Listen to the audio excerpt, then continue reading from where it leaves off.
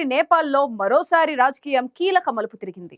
ఇప్పటికే పలు వివాదాలతో నత్తనడక నడుస్తున్న సంకీర్ణ ప్రభుత్వం నుంచి communist party of Nepal party తన మద్దతును ఉపసంహరించుకోవడంతో ప్రభుత్వం మైనార్టీలో పడింది.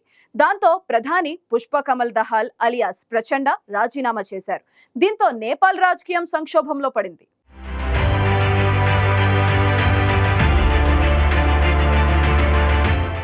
అస్థిర రాజకీయాలకు కేర్ ఆఫ్ అడ్రస్ గా మారిన నేపాల్లో మరోసారి ప్రభుత్వం కూలిపోయింది.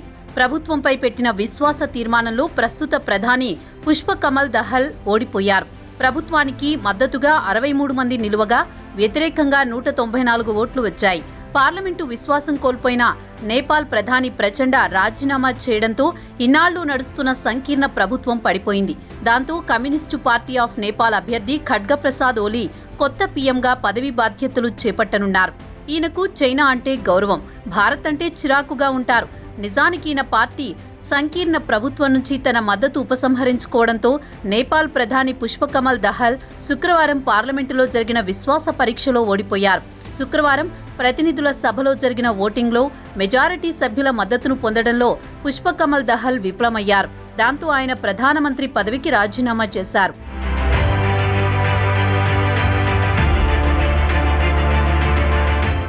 ఇన్నాళ్లు ప్రచండ ప్రభుత్వంలో భాగస్వామిగా ఉన్న communist party of Nepal unified Marxist Leninist గత వారం ప్రభుత్వానికి మద్దతును ఉపసంహరించుకుంది. దేశంలో అతిపెద్ద పార్టీ అయిన నేపాలీ కాంగ్రెస్తో చేతులు కలిపి కొత్త కూటమిని ఏర్పాటు చేయాలని నిర్ణయించింది. దాంతో ప్రధాని పుష్ప కమల్ దహల్ ప్రభుత్వం మైనార్టీలో పడింది. ఈ నేపథ్యంలో ఆయన పార్లమెంటులో విశ్వాస తీర్మానాన్ని ప్రవేశపెట్టారు.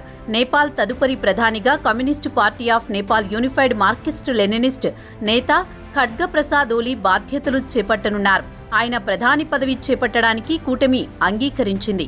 2022 డిసెంబర్లో జరిగిన ఎన్నికల్లో తన party communist party of Nepal Maoist centre 3వ స్థానంలో నిలిచింది. అయినప్పటికీ ప్రచండ కమ్యూనిస్టు పార్టీ ఆఫ్ నేపాల్ మద్దతుతో కూటమి ప్రభుత్వాన్ని ఏర్పాటు చేశారు.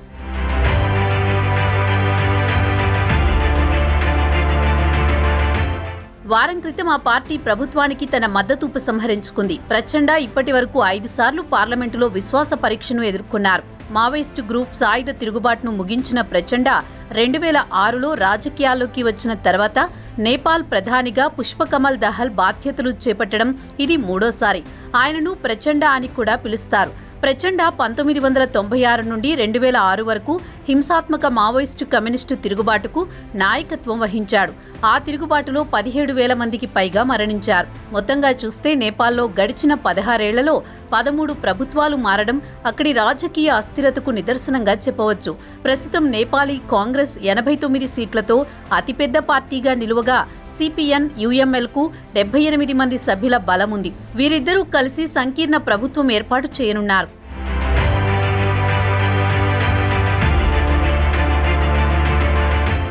తదుపరి ప్రధానిగా ఓలీ బాధ్యతలు చేపట్టేందుకు నేపాలీ కాంగ్రెస్ ఇప్పటికే అంగీకరించినట్లు తెలిసింది. అయితే ఈయన మొదటి నుంచి చైనా ఎజెండాతో పనిచేస్తారనే వాదన ఉంది. అందుకు తగ్గట్టుగానే భారత వ్యతిరేక వైఖరితో ఉంటారు. భారత్లో నెలకొన్న విభేదాల నేపథ్యంలో భారత్ను ఇతర దేశాలకు దూరం చేయాలనే కుటిల ప్రయత్నానికి చైనా తెరతీసింది. ఇందులో భాగంగానే భారత్తో నిన్న మొన్నటి వరకు మిత్రదేశాలుగా మెలిగిన పలు దేశాలకు డ్రాగన్ కంట్రీ ఎరవేస్తోంది. ఈ క్రమంలోనే భారత్ నేపాల్ సరిహద్దు వివాదం ఎప్పుడూ లేనంతగా ఒక్కసారిగా తెరపైకి వచ్చింది. నేపాల్ లేవనెత్తిన సరిహద్దు వివాదం వెనుక డ్రాగన్ కంట్రీ హస్తముందనేది తేటతెల్లమైంది. తాజాగా నేపాల్ చైనా దేశాలు ఒకరికొకరు కలిసి పనిచేస్తాయని ప్రతిజ్ఞ చేశాయి. ఒకప్పుడు భారత్కు ఎంతో స్నేహశీలిగా పేరున్న ఓలీ ఇప్పుడు భారత్పై విషం కక్కుతూ ఉంటారు. దాని వెనుక డ్రాగన్ ప్రోద్బలం ఉంటుంది. 2015లో నేపాల్ కొత్త రాజ్యాంగం అమల్లోకి వచ్చినప్పుడు ప్రధాని సుశీల్ కొయిరాలా రాజీనామా చేయాల్సి వచ్చింది.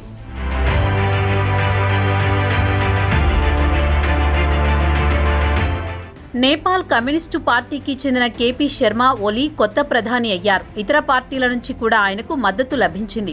అయితే జూలై 2016లో ఇతర పార్టీల మద్దతు ఉపసంహరించుకోవడంతో ఓలీ ప్రభుత్వం మైనార్టీలో పడిపోయి ఆయన రాజీనామా చేయాల్సి వచ్చింది. అప్పుడు కూడా ఓలీ దీనికి బాధ్యత భారత్దేనని ఆరోపించారు. అప్పట్లో నేపాల్ కొత్త రాజ్యాంగంపై భారత్ అభ్యంతరాలు వ్యక్తం చేసింది. మాదేశీ, తారు తెగల డిమాండ్లను ఇందులో చేర్చలేదని భారత్ తెలిపింది.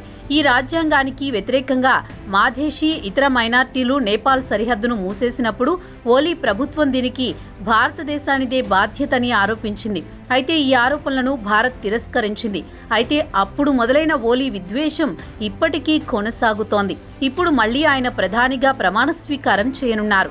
ఆ వెంటనే భారత వ్యతిరేక కార్యక్రమాలు మొదలు పెడతారు. దానికి మనం సిద్ధంగా ఉండాలని అంటున్నారు విశ్లేషకులు.